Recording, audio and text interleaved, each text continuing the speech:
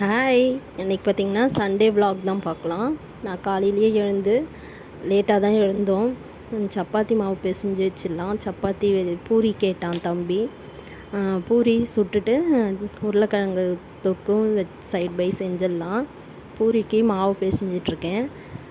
மாவும் பிசைஞ்சு முடிச்சாச்சு. அடுத்தது பார்த்திங்கன்னா நம்ம சைட் பை உருளைக்கிழங்குக்கும் நம்ம உருளைக்கிழங்கு குக்கரில் போட்டு சைட் பை வச்சிடலாம். அது கூடவே நான் பக்கத்தில் பாலும் வச்சுருக்கேன். நம்மளுக்கு காஃபி குடிக்கலைன்னா நம்மளுக்கு எந்த வேலையுமே ஓடாதுங்க. அதனால் காஃபிக்கு பாலை வச்சுட்டு நம்ம சைடில் ஆனியன் எல்லாம் கட் பண்ணிக்கலாம். உருளைக்கிழங்கு தொக்குக்கு இதெல்லாம் கட் பண்ணி ரெடி பண்ணி வச்சிடுறேன். அப்படியே பக்கத்தில் பாலும் பொங்கிடுச்சுங்க. நம்ம காஃபி போட்டுக்கலாம். காஃபி போட்டு குடிச்சிட்டு அடுத்து பார்த்திங்கன்னா பாத்திரம் இருந்தது, அதையும் நான் கழுவி வச்சுட்டேன்.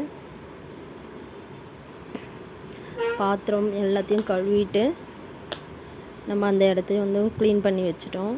ஃபுல்லாக க்ளீன் பண்ணி, ஏன்னா நம்ம வெளியில் போகிறதுனால நம்ம அப்போ தான் வந்த உடனே ரெஸ்ட்டாவது எடுக்க முடியும். இல்லைன்னா நம்ம இந்த பாத்திரம்லாம் இருக்கிறத பார்த்து ரொம்பவே கடுப்பாயிடுங்க. நான் வீடியோ எடுத்துகிட்டு இருந்தேன். பக்கத்தில் பார்த்திங்கன்னா இந்த உருளைக்கிழங்குக்கு வேக வச்சதில் கருகிடுச்சு லைட்டாக. சைட் பை உருளைக்கிழங்கும் செஞ்சிட்டேன். அது பக்கத்தில் அப்படியே நின்றுட்டு நான் பூரிக்கும் மாவு திரட்டிட்டு இருந்தேன். மாவு திரட்டி நம்ம ரெடி பண்ணி வச்சுட்டோன்னா நம்ம பூரியும் போட்டு எடுத்துடலான்ட்டு ரெடி பண்ணி நான் பக்கத்துலேயே ரெடி பண்ணி எல்லாத்தையும் வச்சுட்டேன். இப்போ எண்ணெயும் வச்சு காஞ்சிடுச்சு. பூரியும் போட்டு எடுத்துடலாம். நான் எதுவுமே போடலைங்க சப்பாத்தி மாவில். நார்மல் சப்பாத்தி மாவு பிசைஞ்சு உப்பு எண்ணெய் மட்டும்தான் போட்டேன். பாருங்கள் எவ்வளோ பஃப்னு வந்துருந்தது பாருங்கள். தம்பி வந்து பூரி கேட்டிருந்தான், அதனால் பூரி சுட்டாச்சு. சுட்டு உருளைக்கிழங்கும் ரெடி பண்ணி சாப்பிட்டாச்சுங்க. சாப்பிட்டுட்டு வெளியில் பார்த்திங்கன்னா வெத்தலை கொடி வந்து வச்சுருக்கோம். அதுக்கும் சைட் பை தண்ணி ரொம்ப வாடி போனாமல் இருந்தது. தண்ணியும் ஊற்றியாச்சு. ஊற்றிட்டு இப்போ நம்ம எங்கே போகிறோன்னு பார்த்திங்கன்னா எல்லா வேலையும் முடிச்சுட்டு நம்ம கோவிலுக்கு தாங்க போகிறோம். நான் கோயிலுக்கு போகலான்ட்டு சொல்லியிருந்தேன். கோயிலுக்கு இது எங்கே இருக்குன்னா ஈக்காட்டுத்தாங்கல், கிண்டி ஈக்காட்டுத்தாங்கல் உள்ளே இருக்குங்க. ஆற்று கோயில்னு சொல்லுவாங்க, முனீஸ்வரன் கோயில்னு சொல்லுவாங்க. இந்த ரூட்லேயே நீங்கள் வந்தீங்கன்னா இந்த கோயில் இது உள்ளே வந்து கார்லாம் போகாதுங்க. கார் ஒன்லி வந்து 2 வீலர் மட்டும்தான் போவோம். இது பார்த்திங்கனாலே தெரியும், சந்து மாதிரி தான் இருக்கும், திருப்பலாம் முடியாது. அதனால் ஒன்லி 2 வீலர் மட்டும்தான் அலோன்ட்டு ஃப்ரண்ட்லேயே போட்டிருப்பாங்க. நான் காட்டியிருப்பேன். பூரி எல்லாமே நம்ம பூரி சாப்பிட்டுட்டு கொஞ்சம் ரெஸ்ட் எடுத்துகிட்டு குளிச்சுட்டு நம்ம கிளம்பிட்டோம். இங்கே பார்த்திங்கன்னா இதுதான் வந்து முனீஸ்வரன் கோயில், ஆற்றுக்கோயில்னு சொல்லுவாங்க.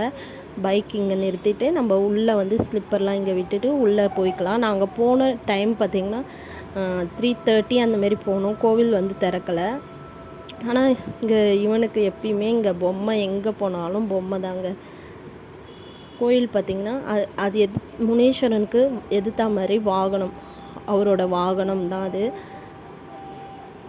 இப்போ பார்த்திங்கன்னா நம்ம அப்படியே சும்மா போயிட்டு பார்த்துட்டு கோவில் வந்து திறக்கலை. கொஞ்ச நேரம் வெயிட் பண்ணிகிட்டு இருந்தோம். 4 o'clock தான் கோவில் வந்து திறப்பாங்கன்னு சொல்லியிருந்தாங்க. உங்களுக்கு நான் சுற்றி காட்டுறேன் பாருங்கள். இந்த மாதிரி தான் இருக்கும் கோவில் வந்து. என் ஹஸ்பண்ட் நடுவில் அப்படியே ஹாயும் சொல்லிட்டாரு. இப்போ பாருங்கள், முன்னாடி வந்து முனீஸ்வரன் இருப்பார், பின்னாடி வந்து அங்காளம்மன் கோயில் இருக்கும். பாருங்கள் இந்த மாதிரி தான் இருக்கும். இங்கே எல்லா சீரியலுமே எடுத்திருக்காங்கங்க. விஜய் டிவி, மோஸ்ட்லி விஜய் டிவியில் நிறைய சீரியல், நாம் இருவர் நமக்கிருவர், தென்றல் வந்து என்னை தொடும், இந்த நாடகம்லாம் வந்து இங்கே தாங்க எடுத்தாங்க. இங்கே வந்து பார்த்திங்கன்னா இந்த சாமிக்கிட்ட நம்ம சுற்றி போடுவாங்க. இப்போ காரு, பைக்கு, இல்லை நம்மளுக்கே சுற்றி கண் திருஷ்டி போகிறதுக்கு சுற்றி போடுறது, அதெல்லாம் இங்கே பண்ணுவாங்க. பக்கத்தில் பார்த்திங்கன்னா ஒரு ஆறு போகுது, கூவம் ஆறு மாதிரி. இந்த மாதிரி தாங்க இருக்கும். முனீஸ்வரன் கீழே பார்த்திங்கன்னா நம்மளுக்கு பெரிய முனீஸ்வரன் கீழே இந்த சாமி இருக்கும். இங்கே தான் அர்ச்சனை பண்ணுவாங்க. இன்னொன்று என்னென்னா, இங்கே அர்ச்சனை பண்ணிவிட்டு இங்கே அர்ச்சனை பண்ணதை நம்ம அங்கே எடுத்துகிட்டு போகக்கூடாது. அங்காளம்மன் கோயிலுக்கு நம்ம ஒன்று இங்கே பண்ணிவிட்டு கொஞ்ச நேரம் வெயிட் பண்ணிட்டு அங்கே போகணும். பின்னாடி இருக்க இதுதாங்க அங்காளம்மன் கோவில். இப்போ இந்த முனீஸ்வரன் கோயிலே நான் சுற்றி வந்து இந்த மாதிரி இப்படிக்கா போய் சுற்றி வந்து தாங்க நம்ம பூஜை செய்யணும். போயிட்டு இப்போ நம்ம அர்ச்சனை பண்ணலாம். பாருங்கள் இங்கே தான் நம்ம அர்ச்சனை சீட் வாங்கிட்டு வந்து இங்கே கொடுத்து அர்ச்சனை பண்ணிக்கணும். நம்ம இங்கே வந்து நம்ம குலதெய்வத்துக்கிட்ட நம்ம இந்த மாதிரி அர்ச்சனை வாங்கும்போது ஒரு எலுமிச்சம்பழமும் வச்சு சாமிக்கிட்ட வச்சு நம்ம எடுத்துகிட்டு போய் வீட்டில் வைக்கலாம். இல்லை வீட்டு வாசக்கால்லையும் நம்ம வாசப்படியிலையும் நம்ம கட்டலாம். ரொம்பவே நல்லதுங்க.